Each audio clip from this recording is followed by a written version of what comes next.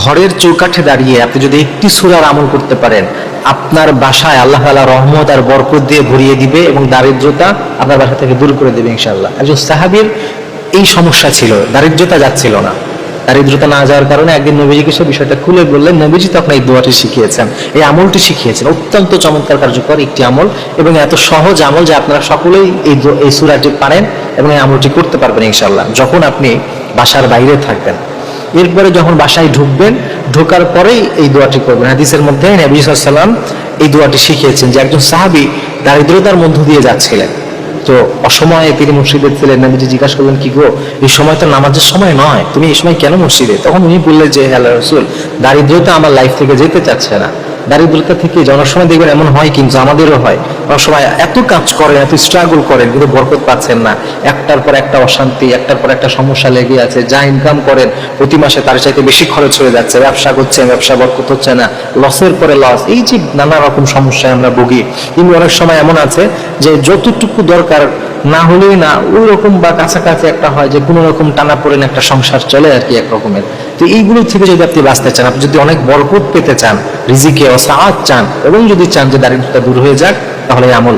ওই সাহাবী বললেন যে, হে আল্লাহর রাসূল, দারিদ্রতা তো যেতে চায় না, এই জন্য আল্লাহর কাছে চাচ্ছি। সুবহানাল্লাহ। আমরা কিছু হলেই মানুষের কাছে ছুটি, সাহাবারা কিছু হলেই মসজিদে চলে যেতেন, আল্লাহর কাছে চাইতেন। তুমি যখন এভাবে বললেন, নবীজি বললেন, তোমাকে একটা দোয়া শিখিয়ে, আমল শিখিয়ে দেই, এই আমলটা তুমি করবে। তুমি যখন বাসায় ঢুকবে, বাইরে থেকে বাসায় ঢোকার পরেই একটি সূরা 3 বার পড়বে। সূরাটা কি? সূরাটা হচ্ছে কুল হুয়াল্লাহু আহাদ।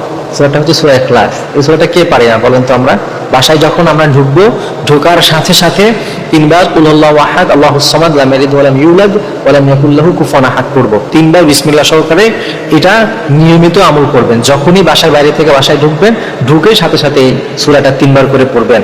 ওই সাহাবী কিছুদিনের মধ্যেই তার দারিদ্রতা এমন ভাবে ভ্যানিশ হয়ে গেছে, দূরে সরে গেছে, যে রহমত আর বরকত যে আল্লাহ তাআলা তার জীবনটাকে সাজিয়ে দিয়েছেন। সুবহানাল্লাহ।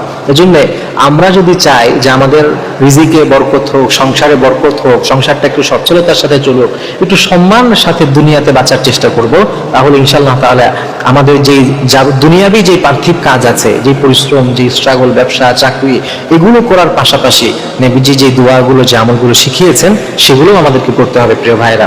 এই জন্য এই আমলটা পরীক্ষিত একটি আমল। আমরা অনেক, আমাদের মুসল্লি ভাইয়েরা অনেকে আমাদের কাছে জিজ্ঞাসা করেন, অনেক তাফসীরে করে অনেকে জিজ্ঞাসা করে, তখন আমরা তাদেরকে এই আমলগুলোর কথা বলি।